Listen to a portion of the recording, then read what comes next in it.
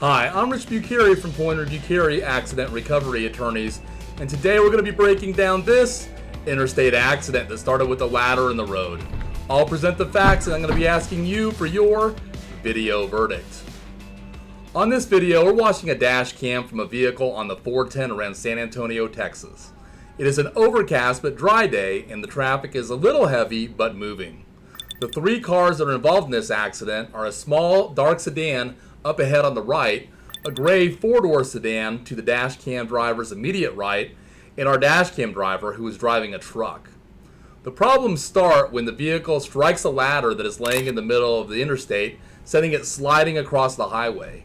The dash cam driver cannot avoid the ladder and runs over it, but is able to maintain control of his truck.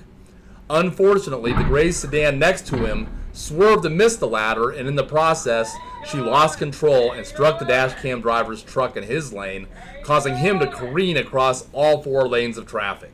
The question in this accident is whether the gray sedan is at fault for this accident, or should the fault be attributed to an unknown third party that lost the ladder in the first place. Remember, if a driver is confronted with an emergency not of their own making and acts reasonably under the circumstances, they may be shielded from liability under the sudden emergency defense. Attorneys like me make the arguments, but it's the jurors consisting of citizens like you that dispense justice. Was the gray sedan at fault in this case? Leave us your video verdict in the comments below. And make sure you tell us what you considered in your deliberations. Also, if you find this video informative, please make sure you like and subscribe our channel, where we constantly offer fresh and informative content about accident and injury claims. Do you have a video that you would like us to break down in our next video verdict segment? Click our link below and visit our webpage where you can upload your video and other useful information about the accident you may have had.